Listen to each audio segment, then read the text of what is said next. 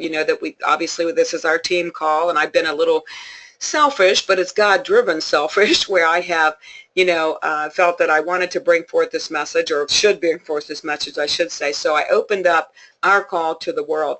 I had done that a couple times in the past, just to, to familiarize people on other teams with how they can try to connect their team with something as simple as a call, And so I'd done that in the past, but spiritually, and because I see so many people struggling in the business, and frankly, a lot of people of faith struggle with these issues because we have these preconceived notions and ideas that, maybe it's a bad thing to make money, and we've heard all kinds of misquoting like, money's the root of all evil, and that is so not true. It's the love of money. There's a balance that takes place, here, and I casually called, business secrets of the Bible, and that's just a play with words a little bit, but there aren't any secrets in the Bible, but there are principles that, frankly, the devout Jewish people still follow today.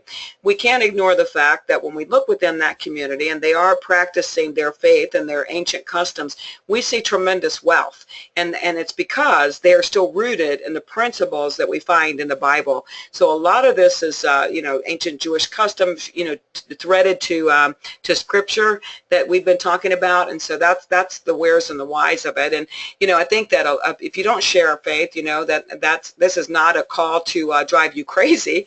It's a call, because you're living with biblical principles every single day. From the time you write a check and you reference 2016, that's the year of our Lord.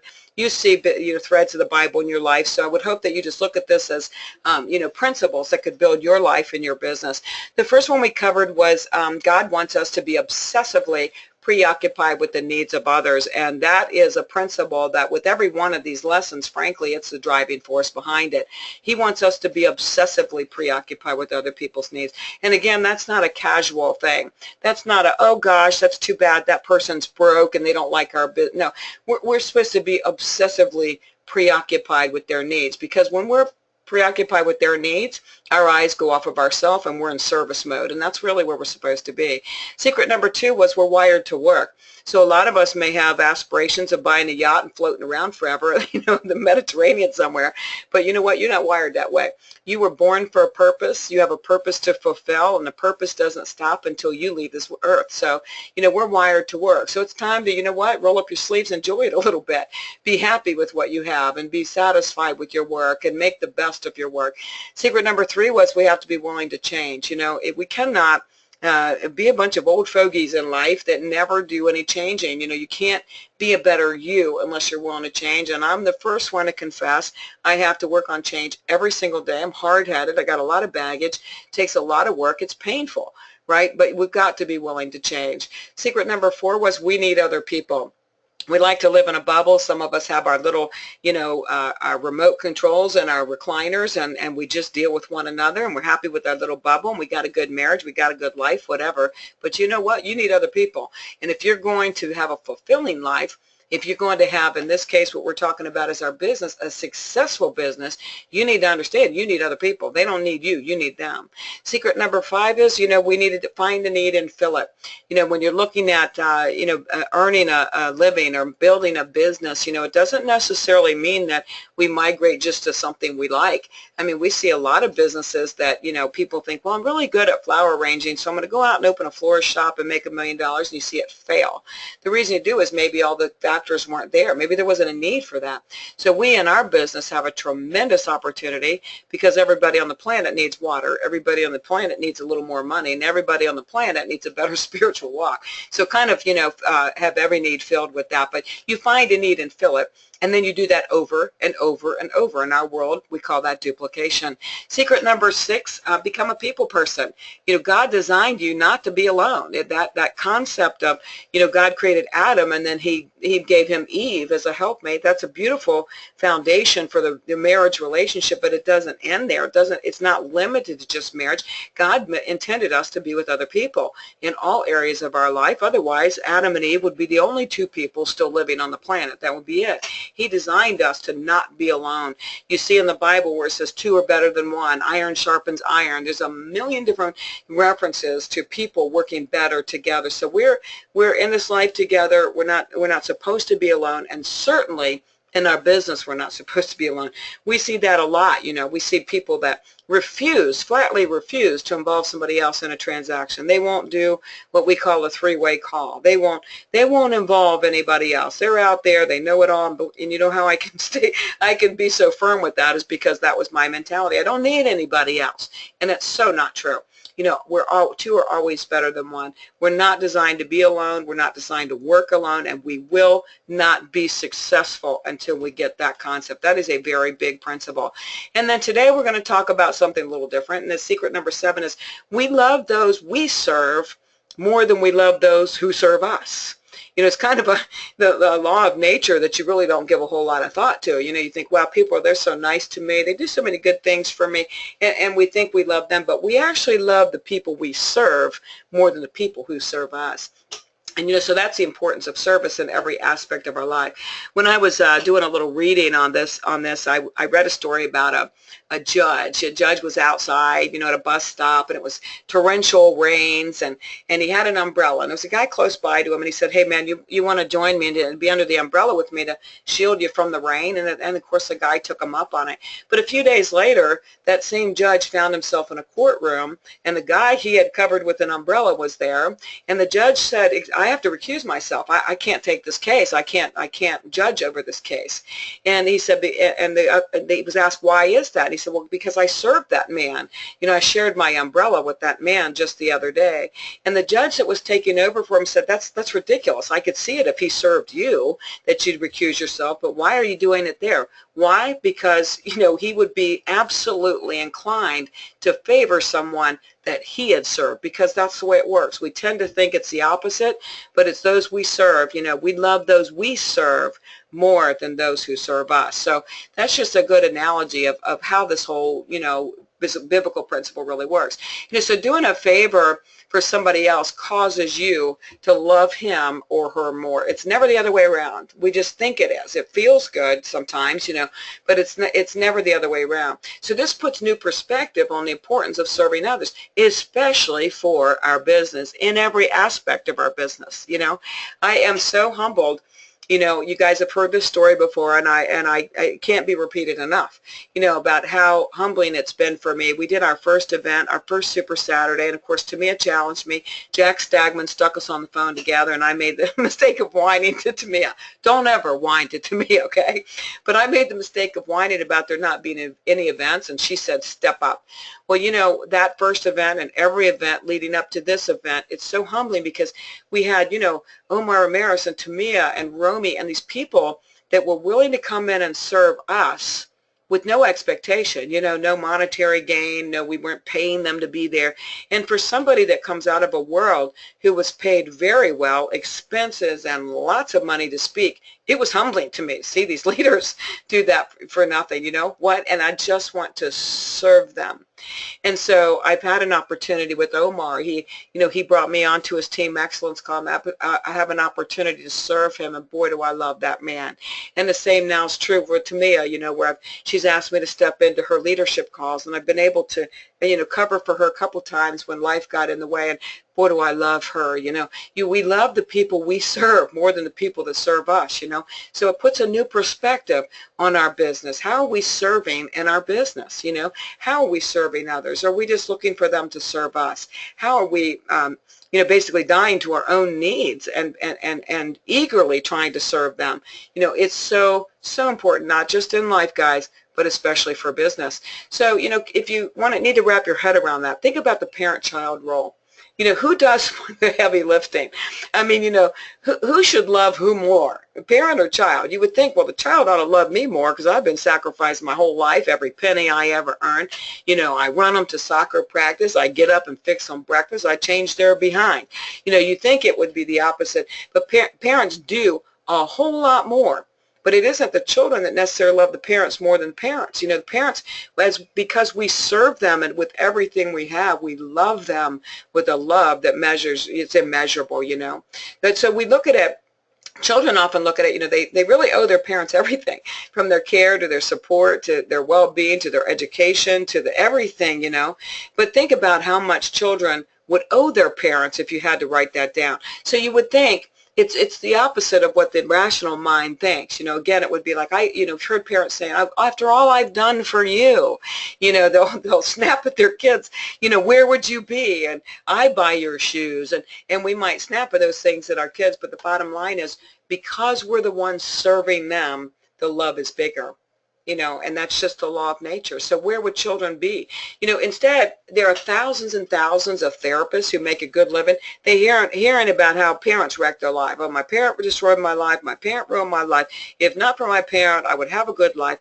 And, sometimes there's some validities to some of the pain. I'm not saying that. I'm one that would speak that, But the reality is, we love those we serve more than those who serve us. So it's easy for people to get off track. The children, if you will, the grown children, to get off track and start pointing fingers and saying, my life is a wreck because of you. But parents do the sacrificing. The love always follows the serving, So the love of children for their parents isn't nearly as great as the love of the parents for the children. It's the very opposite of what you might think. So serving, guys, is critically important beyond your family. Oops, I'm sorry about that. So that's a great way to highlight the importance of rewards for doing for others and not them doing for you. I think in business often we fall into that trap where we just kind of like looking, well, who's going to help me? Whose fault is it? We do a lot of finger pointing, and we're okay to sit back. It's so easy to sit back and say, let somebody else do it. I don't need to step up. Let somebody else do it. I won't step up because I know he will, or whatever. We'll sit back instead of getting proactive about serving. We always love, respect, appreciate, value, whatever word you want to put to it, most those we invest in, and not those who invest in us. So who you investing in?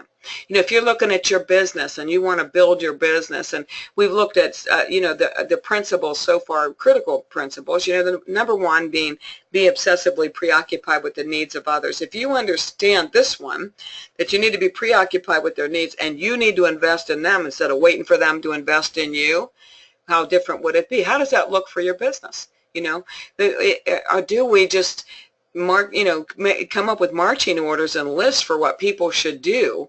Or are we actually investing in them and not just waiting for them to jump on board with us and invest in us, So another way of putting this in perspective would be, you would think that, people that receive government support, for instance, people that are receiving that help. I'm not criticizing this, by the way. My family lived that way sometimes. But people receiving that help, you would think that they'd be the most patriotic people in the U.S. because the government is supporting and fulfilling their needs. But that's often the opposite, And so, again, investing in them and not waiting for them, for the other to invest in you is the way we look. Human beings, we all find it difficult to be grateful when we receive things for free. It's human nature. I wasn't picking on a demographic there. You guys will hear me say, I've had people say sometimes, I think I'm going to just buy a device and I'm going to give it to somebody. And I'll say, time out. I'm not sure that's a good idea. In my experience, it's always been that, when people receive things for free, when it comes to business particularly, it's just not something they're going to express gratitude for. It's because expressing that gratitude actually goes against our very nature. Our natural instinct is to feel comfortable when people do things for us. So, that's the natural instinct. But one principle behind, in the Bible, honoring your parents is that's one way that we repay a debt. So when you look at people that are receiving, in other words, people, let's take the government sector, people that are receiving that help, they don't ever have a way to repay that debt. So there's dissatisfaction in their spirit. We have to look at a way to repay the debt. And God puts it in pretty simple terms here. When he says in the commandments to honor your parents, it's not just that, hey, go around like a little gopher and never say a word against them and don't ever backtalk them or whatever. It's a way of balancing that relationship. You see, because that's a way a child can, quote unquote, repay the parent, is by giving them honor. It's not about them being a servant to them. So it's not just about that behavior form. It's a repayment. It's a lesson it lessens the likelihood of resentment from that child, a rebellious child, if you will. Another example, when your children share in household chores, again, if they're investing in you, okay, when they're serving you, these homes are generally more harmonious, than those with children that don't have to do anything. It's very important in the family unit, to have a contribution there because it balances things. When you hear kids that are working against authority with their parents and everything, it's often because there's not been that, give and take. There's not been that responsibility around the house or whatever, so they feel like a family unit. They just feel like you're lording over them. You got full control of the reins. You bark out all the orders, blah, blah, blah. They don't see, because they're not involved in the harmony of that family. They are not taught to invest in another. And so again, that's when it all comes full circle, when we learn the importance of us investing and not just taking, right? So what does this have to really to do with business? It's probably one of the key principles necessary for our success, to be honest with you. I mean, on the surface, some of you, especially those that may not share my faith, you might be saying, this is a fluffy message, go out there and be nice to people. But actually, it's one of the key principles necessary, not just for success, for your business, but for you personally. It's vitally important to serve others. How can we be obsessively preoccupied with the needs of others and never be compelled to serve the others? How's that possible? So we have to take a look at what our involvement in the relationship, right? It takes great character. Frankly, it takes a lot of goodness to love those who benefit us. But we pay back favors. We pay them forward. We always need to be looking at the needs and looking to invest. If you want your business to grow, rest assured this is a huge principle.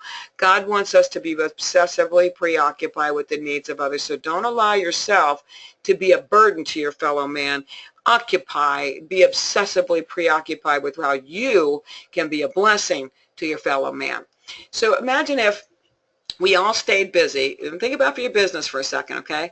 We all stayed busy doing favors for, or otherwise, serving others.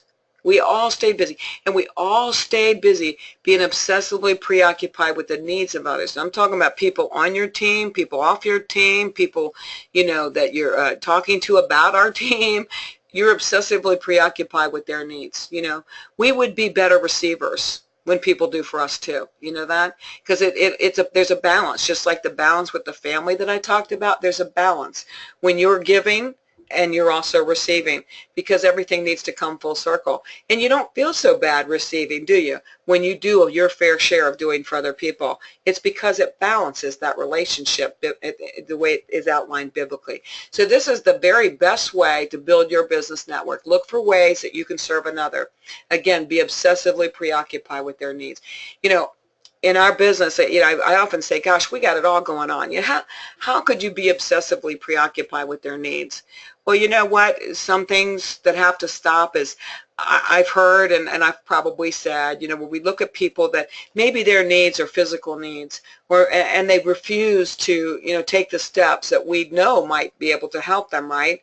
And we'll say, forget about it. We just have some bad attitude about it. We're not obsessively preoccupied with them. And I don't mean you go pour water on them, but I mean we should feel their need, okay? Be obsessed with their need and figure out a way to fill their need, if at all possible. Instead of yap, saying something negative, this person won't do that person won't do this, be obsessively preoccupied with their needs. If we have people on our teams that want to build this business and maybe they drive you to drink because they're not taking the steps that they need to take to build the business, we should still be obsessively preoccupied with a way to serve them, to invest in them, to propel them to actually get those needs met. And allow people to serve you. Remember, people love those who they serve more than they love those who serve them. People who do for you. Again, I gave you a good example in my world. I was just like, oh my goodness, Omar, Tamia, Romy, all these people. And now I'm honored to serve them. I love them even more. I love them more than when they came here and served us. Now I love them even more because I'm serving them. So doesn't it make sense to live a life, to build a business where it's giving and receiving? Think about it.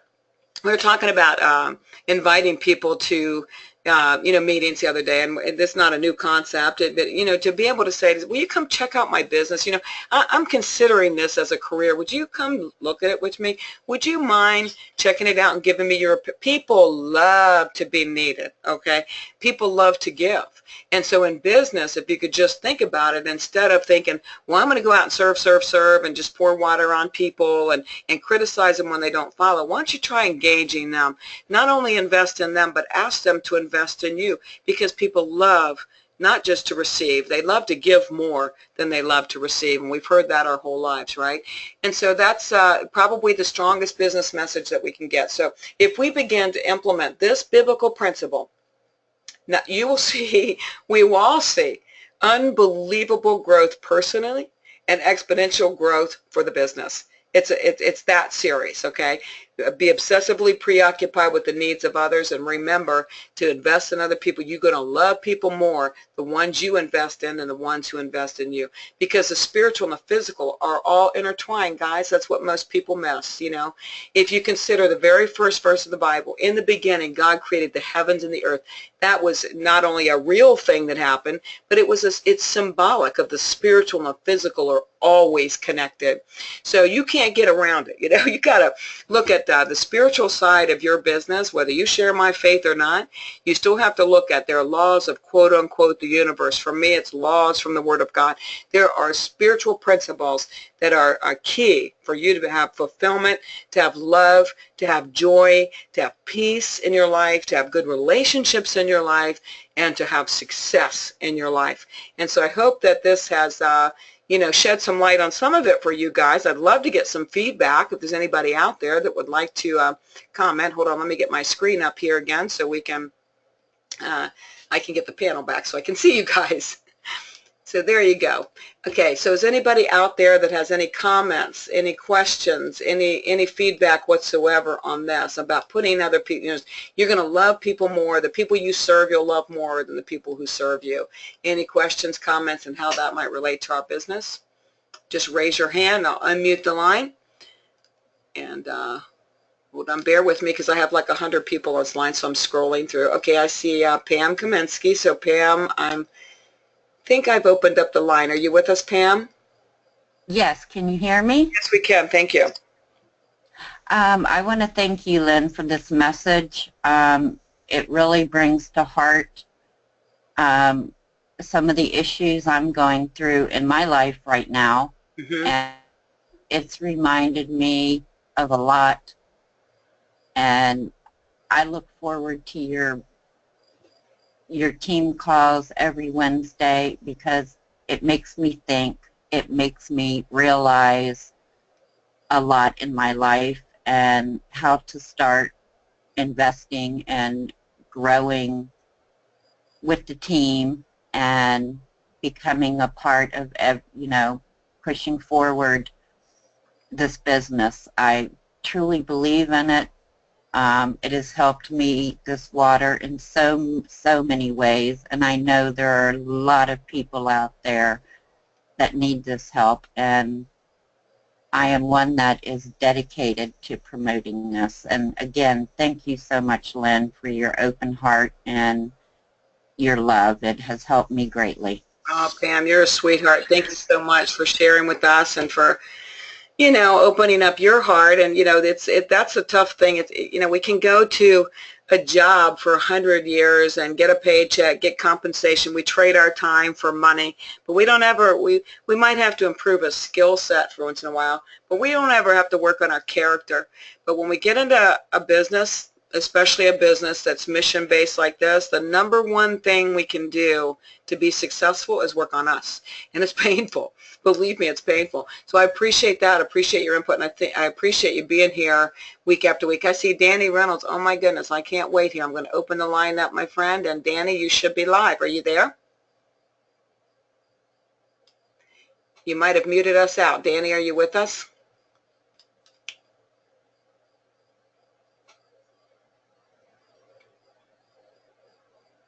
Well, Danny, I'm going to mute you back out, my friend. If you raise your hand again, just, if you want to get back on, just let me know. I'd love to hear from you, especially on this message. We talk a lot about service. So if you can figure out you're muted in there, I'm glad to open it up. Anybody else on how we serve others? You know, maybe you have some input on how we might do that better in our business, or how we might practically apply it, or maybe you've got some questions for how it might apply to you. Feel free to raise your hand. If we don't have any more questions or comments, then I will conclude the call. Anybody else out there at all? Oh, I see Debbie. Hold on one second. Hey, Debbie, you're live. How you doing, friend? Oh, my goodness. Are you muted out, too? What's going on here, guys? You may have muted your phone, Debbie.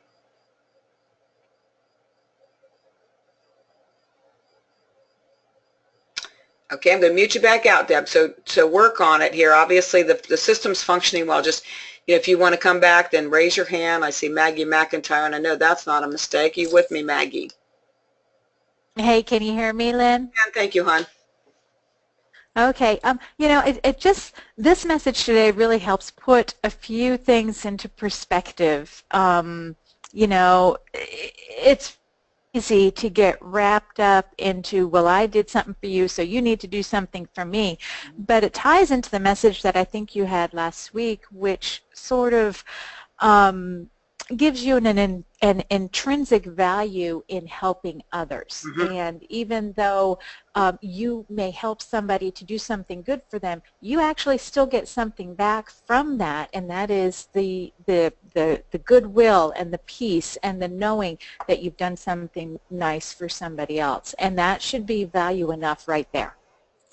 Oh, you're so right. Thank you so much, Maggie. You're right. And, you know, I was thinking, I don't know why, when you were talking, I was thinking about in our world, you know, there are a million different ways that we do this business. You hear a way, people are like the wind, man. You blow up and go in this direction, that direction.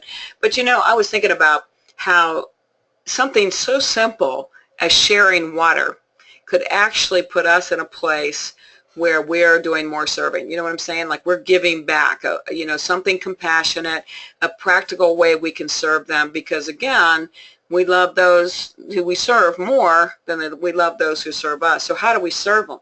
Do we just serve them with a bunch of information?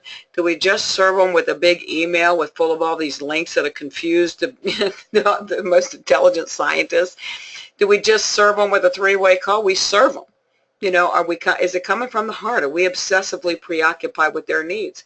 Well, you know, something pretty compassionate about, and I'm not talking about out of control water sharing, okay? We've all been down that road. But there's something very kind and compassionate about sharing water with people when, you know, there's a possibility that their body's going to react like, you know, never before. You know, so not a possibility, a probability. But, you know, do we do that? We have a tendency to say, I don't want to give people water.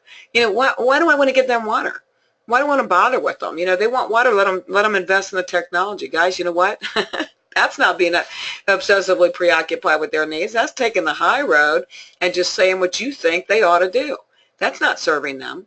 So I'm not necessarily saying we got to get out with gallons of water again, but I am saying that it all comes down to our attitude. Where is our attitude? Are we serving them? Are we genuinely interested in their best interest? And if so, what does that look like? You know, because I hear a lot of chatter, you know, we all do. I'm plugged in lots of calls, and, you know, I hear a lot of chatter about people refusing. I'm not doing that. I'm not going to do that. I'm not going to help them like that. If they want help and they need to listen up to me because I'm an expert, and I told them what they need to do, they need to just do it. Come on, guys. That's not obsessively preoccupied with anything. You know, that's not serving another.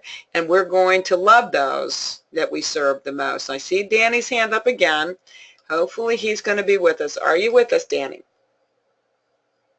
Oh my goodness, what's going on with you, my friend?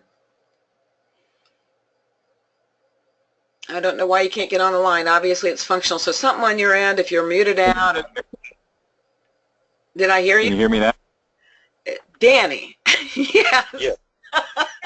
Yes, we can hear you now. How you doing, sweetie? Okay, let me see if I can remember what thoughts came to mind. But actually what I was thinking about was the principle of this is because it kind of takes you away from the business side of things, because we tend to look at business and we formulate things based on that.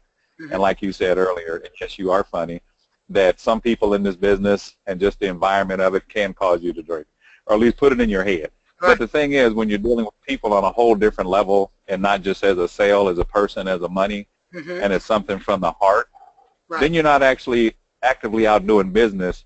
You really are just being yourself, using your character that God gave you, and you're actually just coming from the heart when you're dealing with people, which is better for them, but it's also even better for us. So now we're just not business-driven. We're more so people and heart-driven and serving-driven, and I like that. I love that. I love that. That's a beautiful way of putting it too, Danny. You're so right. I'm going to meet you right back out here. Yeah, it's so true, you know, and here we have a founder that says, stop trying to sell water devices. What do you think he's saying, guys? You think he's saying, I've made enough money. You don't need to. He's not saying that. The mission statement for our company is spreading true health globally with compassion. And if you need a lesson in compassion, you might need to spend some time studying. I actually taught a whole Bible study series on compassion. Compassion isn't a simple, you know, fleeting thought that you feel sorry for somebody. Compassion is almost feeling physically moved for that person. That's when you start putting the, you know, their compassion gets turned into being obsessively preoccupied with their needs, which turns into wanting to serve them, which turns into you love them more. You see what I'm saying? It's all tied together. You know, again, whether you share my faith with me or not, doesn't matter. It's still principles that all tie together, you know. And so is anybody, thank you, Danny. Is there anybody else out there that would like to comment or question on this principle? How it you know, the messages feels to you. Maybe you put it into action. Maybe you feel a need to put it more into action. Any comments or questions at all before we conclude the call? And so it doesn't look like it. Guys, I just want to thank you so much. And we've had a full call here again today. And you can see that it's harmless when you pipe in. You just try to make it gentle and kind, right? But I hope that this is resonating with you. And as usual, you know, I taught Sunday school for a long time. And I used to say to my class, and I mean it sincerely, I always get a lot more out of any of this stuff than I could possibly bring forth to anybody else, because it just makes me dig deep to prepare. So this has really been a big lesson for me. So I hope that you'll go about your day, that you'll ponder this, you know, how it looks, and think about the parallels, you know, think about how when you served your family, you know, you serve, you love them more. A child can't possibly feel that because they haven't served, but there's a way to bring everything in balance. So I hope this has blessed you. If you have anything that you want to share outside the call, you know where how to reach me. Thank you for being on the call today. God bless you, and go put it into action. Go be obsessively preoccupied with the needs of others. Have a great day, guys. Bye-bye.